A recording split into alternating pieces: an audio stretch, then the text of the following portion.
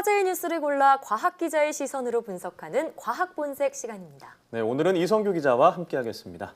안녕하세요. 어서 오세요. 네, 오늘 첫 소식은 어떤 소식인가요? 앞서 에이즈 관련 뉴스 전해드렸는데 이 네. 에이즈 완치와 관련한 내용을 준비했습니다. 아, 그렇군요.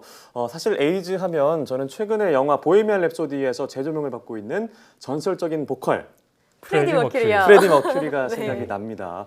자, 근데 사실 에이즈 하면 무서운 병으로 좀 알려져 있었는데 요즘에는 뭐 당뇨병처럼 약을 계속 복용하면 좀 오래 살 수 있는 질병이 됐다면서요?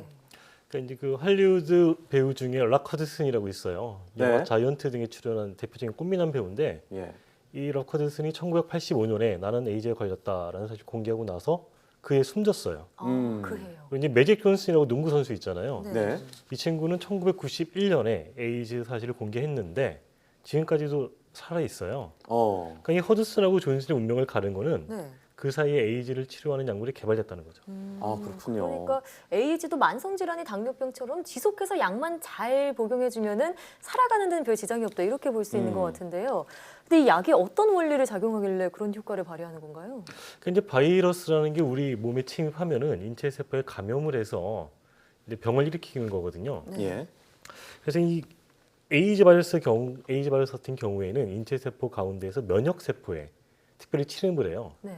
이 면역 세포에 침입을 한다면 이 면역 세포를 파괴하기 때문에 네. 우리 인체 면역 시스템을 붕괴시킨다. 네. 그래서 이제 인간 면역 결핍증이잖아요, 에이즈가. 예. 그래서 이 바이러스가 이 면역 세포를 파괴할 때는 그 전에 이 면역 세포 안에서 그 자신의 숫자를 굉장히 많이 늘려요. 아, 증식하는 네, 거군요. 증식하는 과정이 필요하거든요. 그래서 이 지금 나와 있는 에이즈 치료제는 이 바이러스가 증식하는 과정을 차단해서 바이러스가 더는 증식하지 못하도록 네. 억제하는 원리인 거죠. 더 퍼지지 못하게. 네. 에이즈 바이러스 자체를 죽이는 게 아니라 증식을 억제하는 역할을 하는 거군요. 네.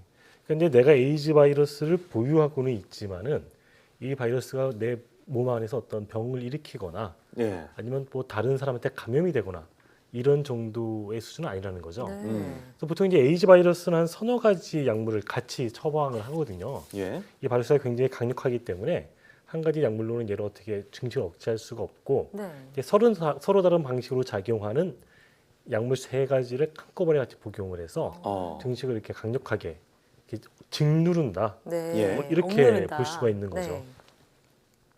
자, 그리고 증식을 억제하고 네. 그럼 이제 환자의 수명이 좀 연장이 되는 거겠죠. 그렇죠. 그렇죠. 그러니까 이제 존슨이 지금 생존하고 있는 거고, 근데 자신의 수명을 연장하는 거에 더해서 이 바이러스가 다른 사람한테 간염하지 않게 되는 네. 거죠. 그러니까 환자 본인은 물론 다른 사람에게도 좀 피해를 덜 줄 수 네. 있다 이런 얘기인데 그런데 에이즈는 왜 완치가 어렵나요? 그러니까 이 에이즈 치료약은 아까도 설명했지만은 에이즈 증식을 억제하는 거잖아요. 네. 그래서 이게 완치 개념은 조금 다른 거고 여기에 대해서 굉장히 중요한 게 하나가 있는데 이 에이즈 바이러스 가운데 극히 일부는 예. 인체 세포에 감염한 다음에 아무런 활동도 하지 않아요. 네. 그러니까 아무런 활동도 하지 않는다는 거는 증식도 안 한다는 거죠. 네. 예. 근데 지금 나와 있는 에이즈 치료제는 증식을 하는 바이러스를 표적으로 하고 있잖아요. 그거만요. 네. 근데 얘는 증식을 안 하니까 현재 나와 있는 약물로는 얘를 어떻게 치료할 수 있는 방법이 없는 거죠. 네. 자, 그러면 이 잠복 바이러스를 제거하는 게 좀 중요할 것 같다는 생각이 드는데 그럼 이거를 지금 연구를 하고 있는 건가요? 그렇죠. 지금 이 잠복 바이러스를 어떻게 하면 우리가 효과적으로 다룰 수 있을까 예. 이런 연구가 진행이 되고 있는데 네.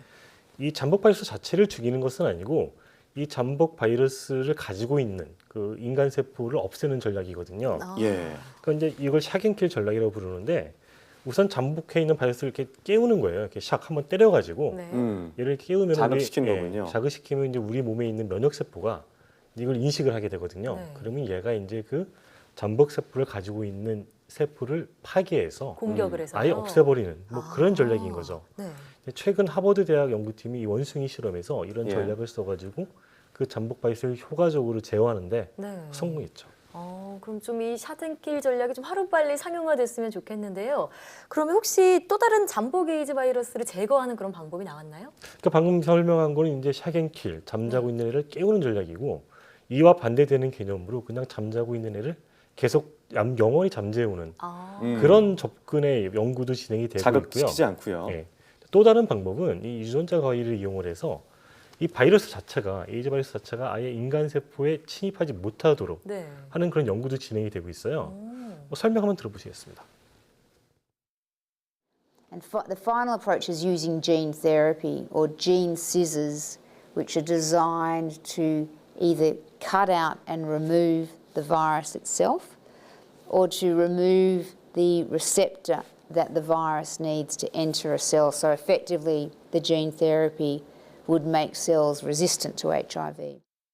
이제 에이즈 바이러스, 네. 그러니까 전복 에이즈 바이러스를 효과적으로 제어할 수 있는 다양한 방법들이 지금 연구가 진행이 되고 있고 뭐 동물 실험에서 어느 정도 이게 유의미한 결과가 나기 때문에 네. 예. 뭐 언젠가는 에이즈도 정복할 수 있지 않을까. 뭐 과학계 이제 그렇게 기대를 하고 있는 거죠. 완치도 어. 가능하게 될 네, 수도 있겠네요. 자, 2016년 기준으로 보니까 전 세계 에이즈 환자가 3,600만 명이 넘는다고 해요. 자, 빨리 이 에이즈를 완치할 수 있는 기술이 개발됐으면 좋겠습니다. 자, 다음은 어떤 소식인가요? 그러니까 이 지난주에 스위스 연구팀이 이제 전기 자극으로 이 하반신이 마비된 환자를 걷게 하는데 성공했다. 뭐 이런 네, 뉴스를 네. 전했었잖아요. 네. 저도 그 그래서 영상을 이와 보고 관련한 좀 내용을 준비했습니다. 네, 영상 보고 좀 놀랬던 게 그 하반신 마비 환자가 보조 도구를 이용해서 혼자서 네. 걸을 수 있게 됐다면서요? 그 이제 우리 뇌는 이제 움직임과 어떤 관련한 정상인 사람들은 내가 이제 뭐 다리 움직이고 싶다 그러면 그 신호가 뇌에서 그 신호가 우리 다리 근육에 전달이 돼서 네. 다리 근육이 움직여서 우리가 걷는 거거든요. 근데 하반신 마비 환자는 이런 뇌 신호가 다리 근육까지 전달이 안 돼요. 이 중간에 그 척수라고 그 척추 안에 있는 그 척수라는 데에서 그 뇌 신호를 받아서 네. 여기서 이제 다리 근육 그 신호를 전달해 주는 역할을 하는데 네. 하반신 마비 환자는 이 척수가 손상이 돼서 중간에 그 신호가 끊기는 거죠. 네. 그러니까 이제 뇌에서 신호가 전달이 안 되니까 다리를 못 움직이는 건데 이 네. 스위스 연구팀은 이 척수에다가 전기 자극기를 심어가지고 다리 근육에 직접 그 신호를 전달하는 방식으로 움직이는데 성공했던 거죠. 네, 그런데 기사를 보니까 자극으로 인해서 이제 재활을 이어가다가 네. 전기 자극을 안 줬는데도 다리를 움직였다는 내용을 봤는데 이게 어떻게 가능한 건가요? 그러니까 이제 이 연구의 핵심이 바로 이 부분인데요. 예. 이 하반신 마비 환자들이 이제 그 전기 자극기를 심은 다음에 한 5개월 정도 재활 훈련을 했어요. 그리고 나서 이제 이 다리를 움직이는데 성공했다는 건데 이제 놀라운 거는 네. 전기 자극을 주지 않고, 그러니까 더 이상의 전기 자극을 안 줬는데도 이 사람들이 그 보조 도구 있잖아요. 네. 그걸 가지고 자기가 스스로 걷는데 성공했다는 거죠. 자극 없이도요. 네. 자극을 주면 다리 근육이 움직이는 거는 원래 당연한 얘기인데 예. 네. 자극이 없는데 그렇게 됐다. 이제 이거는 왜 그렇게 된 걸 봤더니 이 어떤 그 손상됐던 신경 있잖아요. 네. 다리 근육과 관련된 그런 신경 일부가 회복이 돼서 움직이게 된 것이다. 이 연구팀은 이제 그렇게 설명을 하고 있고요.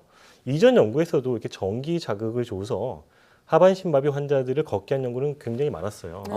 근데 이렇게 전기 자극을 더 이상 주지 않은 상태에서 걷는 거는 이번이 처음인 거죠. 예. 네, 저는 그 영상을 보면서요, 이 혼자 힘으로 걷게 된 환자가 얼마나 기뻤을지 그 기쁨을 가늠할 네. 수 없더라고요. 이번 이 연구가 더 많이 진행이 돼서 하반신뿐만이 아니라 다른 마비 환자들에게도 적용이 됐으면 하는 바람입니다. 오늘 과학 본색 잘 들었습니다. 네, 고맙습니다.